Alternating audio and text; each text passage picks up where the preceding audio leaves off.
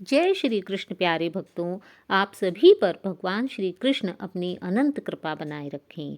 जैसा कि हम सभी को यह विदित है कि हिंदू धर्म में एकादशी व्रत का विशेष महत्व है तथा कहा जाता है कि जिस प्रकार सभी पवित्र नदियों में गंगा नदी श्रेष्ठ है, जिस प्रकार सभी वेदों में ऋग्वेद श्रेष्ठ है, जिस प्रकार सभी यज्ञों में अश्वमेध यज्ञ श्रेष्ठ है, उसी प्रकार सभी व्रतों में एकादशी का व्रत भी श्रेष्ठ है।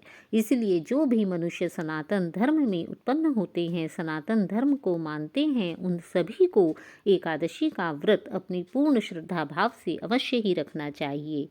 प्रत्येक माह में 2 एकादशी होती हैं। इस प्रकार पूरे वर्ष में 24 एकादशी होती हैं, जिनका अपना अलग अलग नाम एवं महत्व होता है। तो पोष माह के कृष्ण पक्ष की एकादशी को, जिसे हम सफला एकादशी भी कहते हैं, आज हम यहाँ उस एकादशी की कथा का श्रवण करेंगे। सन 2024 में सफला एकादशी का व्रत 7 जनवरी दिन रविवार को रखा जाएगा। यह इस व्रत को करने का शुभ समय क्या है, शुभ मुहूर्त क्या है, इसका पारण हमें किस समय करना है तथा इसको करने के लिए क्या इसकी पूजा विधि है, इसका क्या महत्व है, इन सब को मैंने अपनी दूसरी वीडियो में बता दिया है। उनका लिंक मैं इसके डिस्क्रिप्शन बॉक्स में दे दूंगी। यदि आपको वहां से वह सब जानना है तो आप वहां से देख सकते हैं। आइए आरंभ करते हैं सफला एकादशी व्रत की कथा का, क्योंकि कहा जाता है कि जो भी व्यक्ति सफला एकादशी व्रत को करता है उसे इसकी कथा को अवश्य ही सुनना चाहिए, तभी यह व्रत पूर्ण रूप से सफल होता है। तो आइए भगवान श्री हरि विष्णु का नाम लेकर इस कथा को आरंभ करते हैं। जय श्री कृष्ण। कहते हैं कि एक बार महाराज युधिष्ठिर ने भगवान श्री कृष्ण से पूछा, हे जनार्दन, पौष मास एकादशी का क्या नाम है? उस दिन कौन से देवता का पूजन किया जाता है और उसकी क्या विधि है? कृपा करके मुझे सब कुछ बतलाइए। तब भक्त वत्सल भगवान श्री कृष्ण कहने लगे कि हे धर्मराज, मैं तुम्हारे स्नेह के कारण ही तुमसे कहता हूँ कि एकादशी व्रत के अतिरिक्त मैं अधिक से अधिक दक्षिणा पाने वाले यज्ञ से भी प्रसन्न नहीं होता हूँ तथा मुझे एकादशी का व्रत ही अत्यंत प्रिय है। अतः इसे अत्यंत भक्ति और श्रद्धा से युक्त होकर करना चाहिए। हे राजन, द्वादशी युक्त पोष कृष्ण एकादशी का महात्म्य तुम एकाग्रचित होकर सुनो। इस एकादशी का नाम सफला एकादशी है। इस एकादशी के देवता श्री नारायण हैं। विधि पूर्वक इस व्रत को करना चाहिए। जिस प्रकार नागों में शेष नाग, पक्षियों में गरुण, सब ग्रहों में चंद्रमा, यज्ञों में अश्वमेध और देवताओं में भगवान विष्णु श्रेष्ठ हैं, उसी प्रकार सब व्रतों में एकादशी का व्रत श्रेष्ठ है। जो मनुष्य सदैव एकादशी का व्रत करते हैं वे मुझे परम प्रिय होते हैं। अब मैं इस व्रत की विधि को कहता हूँ, ध्यान पूर्वक सुनो। इस व्रत को करने के लिए मेरी पूजा के समय ऋतु के अनुकूल फल, नारियल, नींबू, नैवेद्य आदि 16 वस्तुओं का संग्रह करें। इस सामग्री से मेरी पूजन करने के बाद रात्रि जागरण करें। इस एकादशी के व्रत के समान यज्ञ, तीर्थ, दान, तप तथा कोई दूसरा व्रत नहीं है। 5000 वर्ष तप करने से जो फल प्राप्त होता है उससे भी अधिक सफला एकादशी का व्रत करने से मिलता है। हे राजन, अब आप इस एकादशी की कथा को ध्यानपूर्वक सुनो।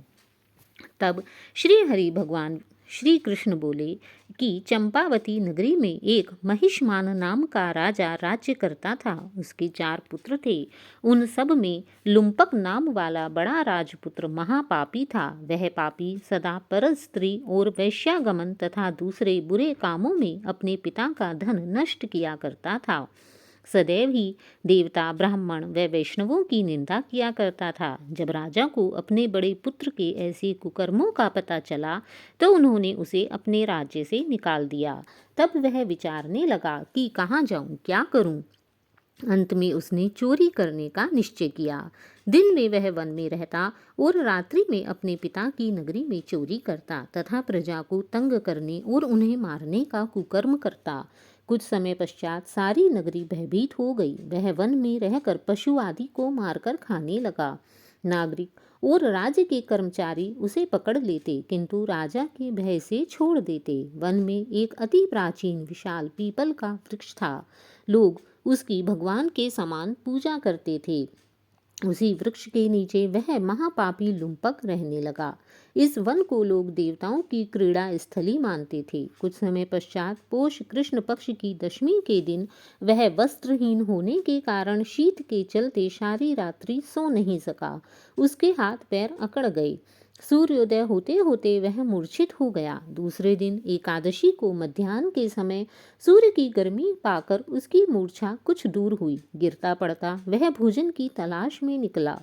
वह पशुओं को मारने में समर्थ नहीं था, अतः पेड़ों के नीचे गिरे हुए फल उठाकर वापस उसी पीपल वृक्ष के नीचे आ गया। उस समय तक भगवान सूर्य अस्त हो चुके थे। वृक्ष के नीचे फल रखकर कहने लगा, हे भगवान, अब आपके ही अर्पण हैं ये फल।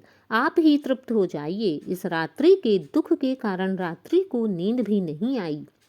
उसके इस उपवास और जागरण से भगवान अत्यंत प्रसन्न हुए और उसके सारे पाप नष्ट हो गए। दूसरे दिन प्रातः एक अति सुंदर घोड़ा अनेक सुंदर वस्तुओं से सजा हुआ उसके सामने आकर खड़ा हो गया।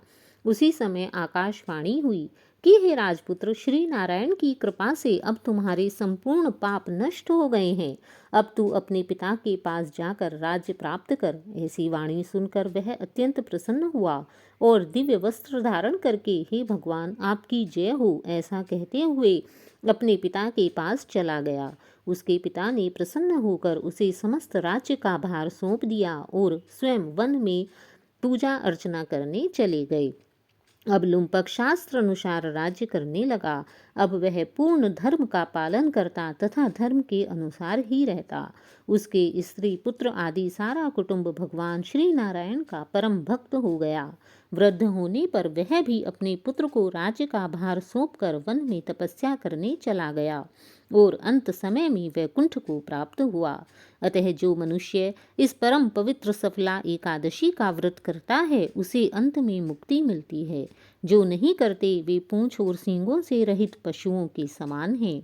इस सफला एकादशी के महात्म्य को पढ़ने से अथवा श्रवण करने से मनुष्य को 1000 अश्वमेध यज्ञ का फल प्राप्त होता है। अतः सफला एकादशी का व्रत हर मनुष्य को अवश्य ही करना चाहिए, ताकि जाने अनजाने में उससे हुए पाप कर्म दूर होकर उसे भगवान के चरणों में स्थान मिल सके।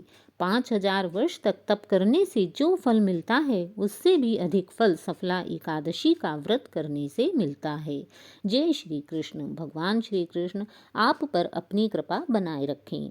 राधे राधे प्यारे भक्तों। तो प्यारे भक्तों, आपको यह कथा कैसी लगी? यदि आपको यह वीडियो पसंद आई हो तो प्लीज़ इसे लाइक कीजिए और इसी के साथ मेरे चैनल को सब्सक्राइब कीजिए। जय श्री कृष्ण। राधे राधे।